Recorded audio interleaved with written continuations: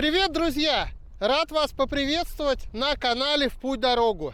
Меня зовут Лябин Валерий. И сегодня, 11 января, я лечу в Стамбул. В Турцию вообще лечу первый раз. Для себя давно определил, что Стамбул посетить необходимо, так как он входит в пятерку самых туристических городов мира. Как пройдет это путешествие, вы увидите в этом видео. Смотрите это видео до конца, и вы все узнаете. Вперед!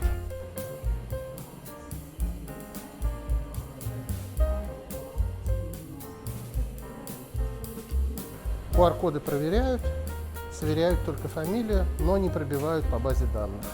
Про HES-код на регистрации спросили, есть он у вас или нет. На ответ «да» оформляли, такого ответа хватило.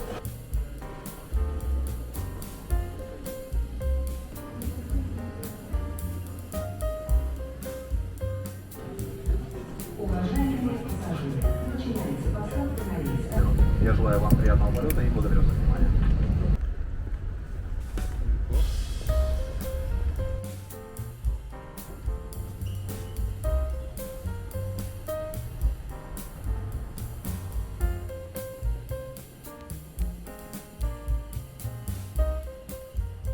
Прилетели поздно, не хотелось разбираться с автобусами. Дорога от нового аэропорта до площади Султан Ахмед на такси по счетчику 230 турецких лир, что на рубли 1300. Вот такой вид на Мраморное море открывается из моего номера. Погода холодно и дождь, поэтому первый день в Стамбуле решено сделать организационным. Я уже сходил в сетевой магазин. Сейчас иду на рыбный рынок Кум-Капы. Позже нанесу визит в гипермаркет, чтобы докупить оставшиеся необходимые продукты.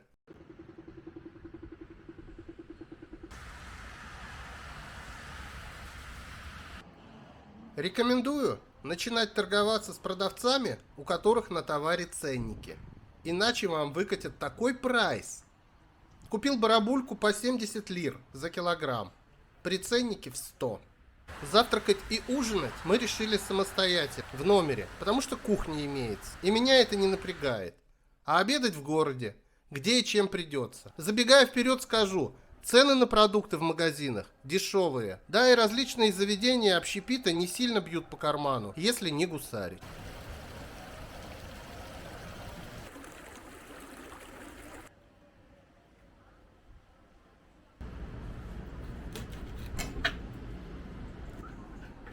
Плюс по цене барабульки нам продавец всунул вот такую рыбу. Она у него была одна.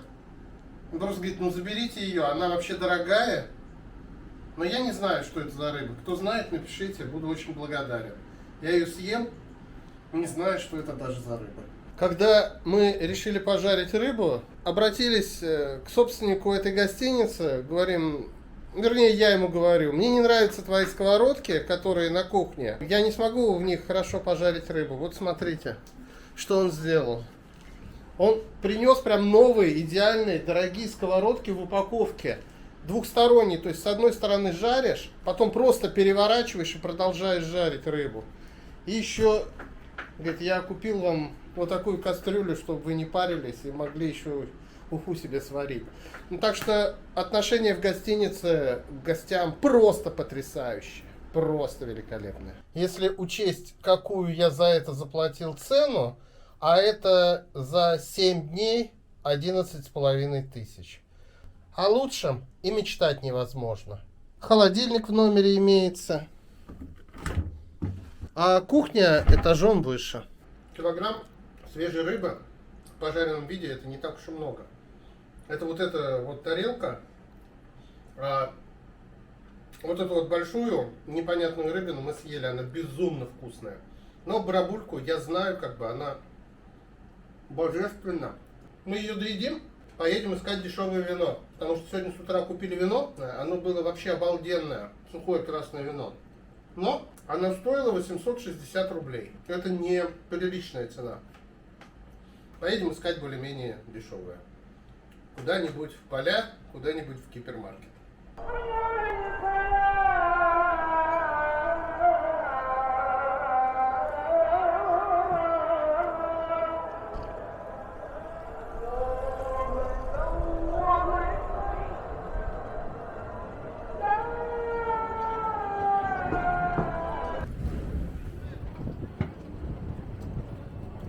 Первый раз вижу такой бред, что в метро надо спускаться на лифте. Очень долго тормозил, как сюда попасть. Что такое?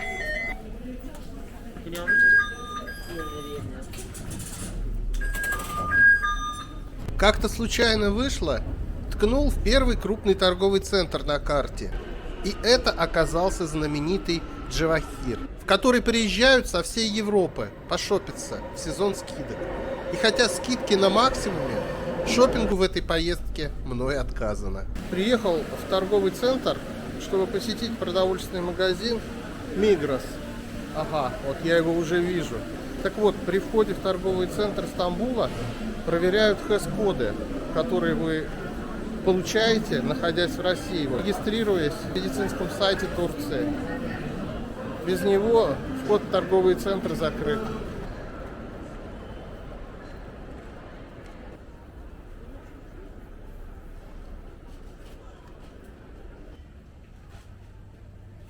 В Мигросе очень выгодно и по цене, и по свежести покупать различные турецкие сладости. Отличная упаковка. Сыров огромное количество. Все невероятно вкусно. Цены смешные. Об оливках за меня скажет прилавок. Колбасные изделия я проигнорировал. Налегал на сыр.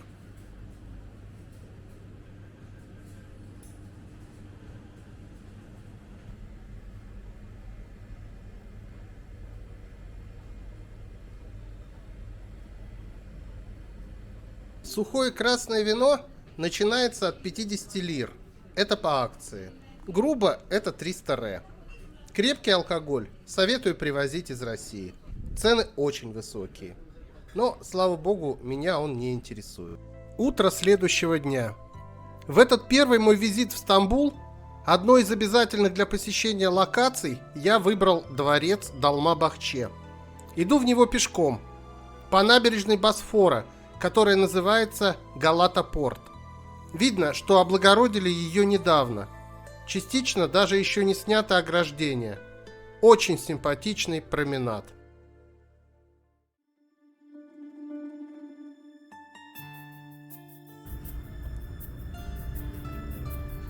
Как и все достопримечательности, дворец лучше посещать с утра. Одно из главных преимуществ – мало посетителей. А для того, чтобы узнать, какие возможности еще открывает раннее посещение, смотрите полное видео о дворце по подсказке на экране. Дворец состоит из 3 частей. Собственно, дворец, гарем и картинная галерея. Посещать их по отдельности дороже. Мой совет – купите билет 3 в одном. Если внимательно осматривать экспозицию, 3 часов вполне хватит.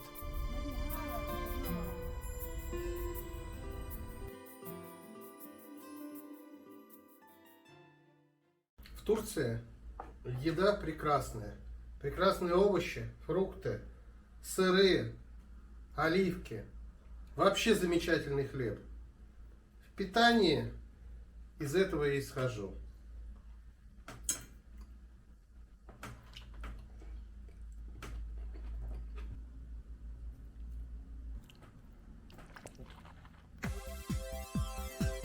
Корабли рыбачат прямо у берега сетями. Прикольно.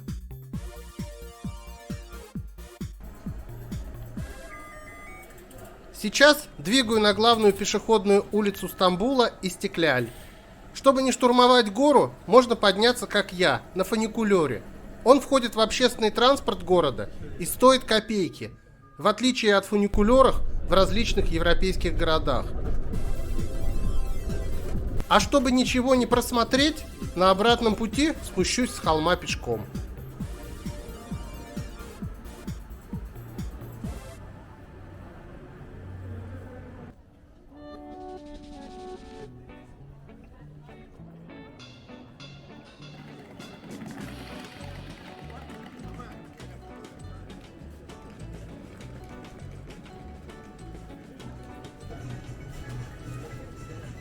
Если где-нибудь в Стамбуле вы будете покупать турецкие сладости, пробовать их надо обязательно. Много залежалого товара, а тут ведь главное свежесть. Merhaba, hoş geldiniz. Hello.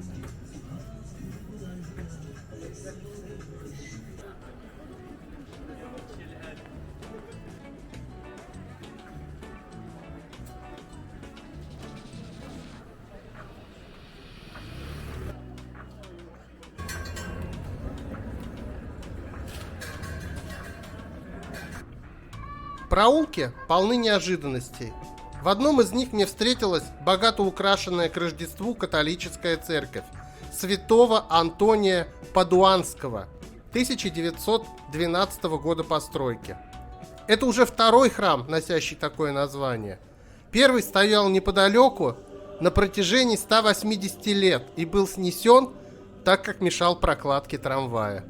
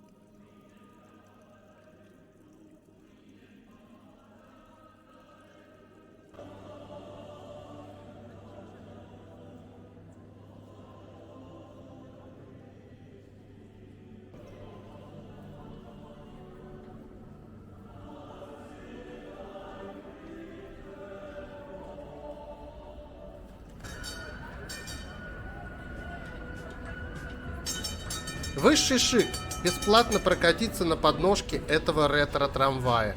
Так делают многие, и это не осуждается. Пешеходная улица красивая. Много, очень много брендовых магазинов с ценами, которые вас очень удивят, если вы будете сравнивать их с российскими. В положительную и, естественно, для Стамбула сторону. Я шопинг проигнорировал. Как сейчас понимаю, напрасно. Надо было купить чемодан и оплатить багаж. Сейчас, глядя на дорожающий каждый день товар, кусаю локти. Но в тот момент не было ни желания, и было жалко времени прежде всего на покупки.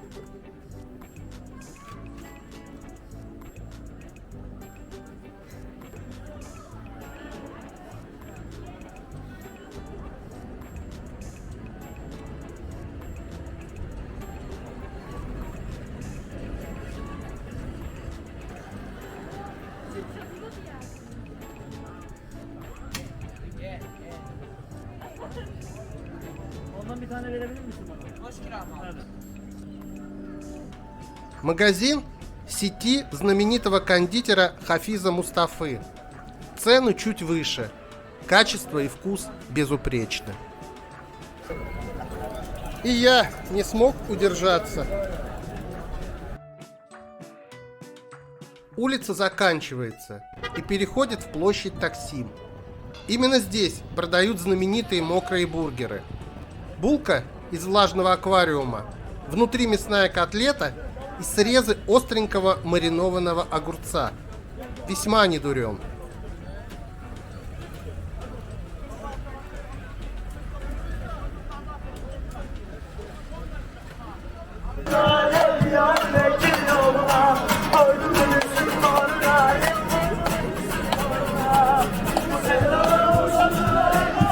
Прогулка по улице понравилась, но очень суетливо. Мне нравятся более спокойные места.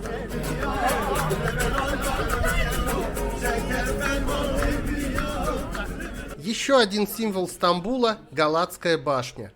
К ней я сейчас направляюсь.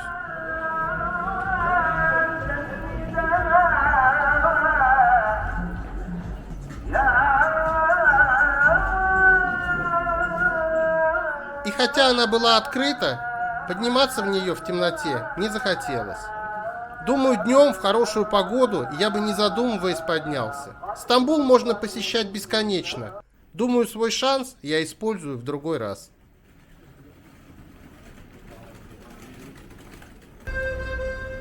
Лестница Комондо.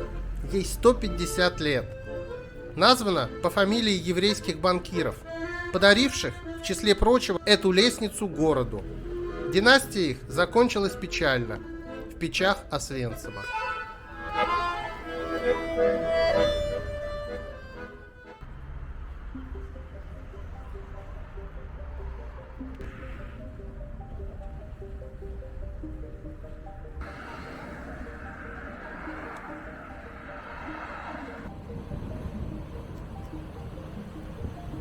День неумолимо движется к концу.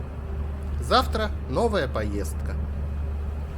Сегодня с утра отправляюсь на самый север Стамбула, в ту точку, где Босфор встречается с Черным морем, поселок Румели-Фенери.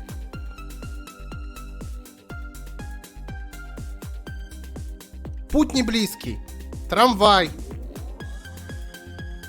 метро до конечной и 150-й автобус до кольца.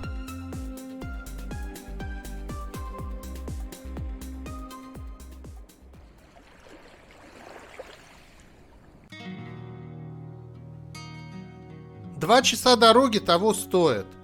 Генуэзская крепость, основанная на месте еще более древней греческой. Переходите по подсказке и смотрите видео об этой поездке полностью. Румелийский маяк, который построен французами для прохода военных судов во время Крымской войны. Поужинать свежайшей, только что пойманной рыбкой под его стенами тоже удовольствие не из последних. Еще одно место для моего посещения сегодня – деревня и крепость Гарипча, известная со времен аргонавтов, место сбора мзды за проход по проливу. Посещение обеих крепостей бесплатное, но их готовят к реставрации, и лафа скоро закончится. Январская погода сегодня позволяет совершить вечернюю прогулку от места реставрации императорского дворца Букалеона до бывшего железнодорожного вокзала по берегам Мраморного моря и пролива Босфор. Сегодня, мои многоуважаемые зрители, я был на одной стороне Босфора, где Босфор соединяется с Черным морем, а сейчас я стою на месте, где Босфор соединяется с Мраморным морем. И как раз разделяет Мраморное море и пролив Босфор вот этот сзади меня маяк.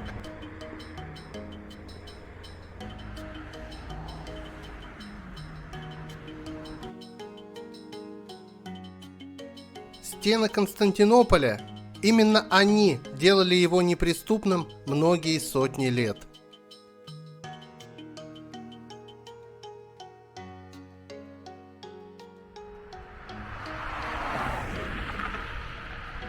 Вокзал Сиркеджи. Именно сюда, ведомый вот этим паровозом, приходил знаменитый Восточный экспресс. Долгое время он служил воротами Османской империи в Европу. С 1890 года здание не перестраивалось, а только ремонтировалось. Сюда, на эту платформу, и приходил легендарный Ориент-экспресс из Парижа. Приятно, что турки сохранили вокзал той эпохи в почти первозданном виде.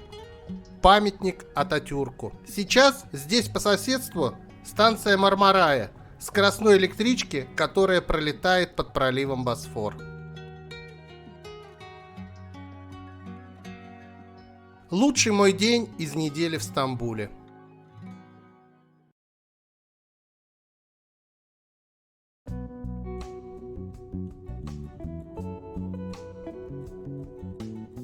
Как вы уже, наверное, поняли, это видео в двух частях из Стамбула обзорное. В нем подробно освещаются моменты, о которых не было снято отдельных роликов. А на самостоятельное видео о поездках или посещении чего бы то ни было, что я считаю заслуживает чуть большего внимания, я даю подсказки. Вот об этой самостоятельной поездке на Адалары, а конкретно на самый большой остров архипелага Бюйükada, вы можете посмотреть небольшой самостоятельный фильм, нажав на подсказку на экране. Пару слов об этой поездке. Прежде всего, это увлекательная, продолжительная и недорогая морская прогулка, которая туда-обратно занимает около 4 часов. Острова являются частью Стамбула. Так скажем, это его курортная составляющая, со всеми плюсами и минусами.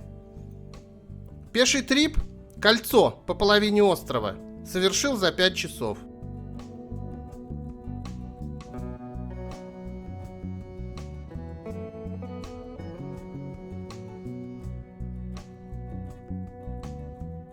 Посетил тихо умирающую виллу Троцкого.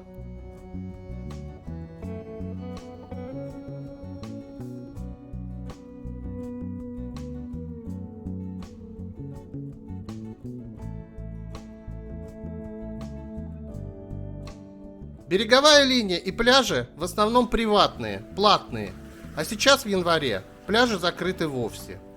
В одном месте все же удалось помочить руки, купаться не рискнул. Поездку однозначно рекомендую, обязательно в солнечную погоду. Стояла такая, и лицо у меня прилично загорело.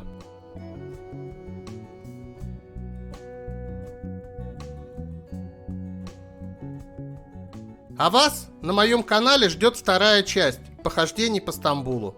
Спасибо за просмотр. Для вас старался Лябин Валерий.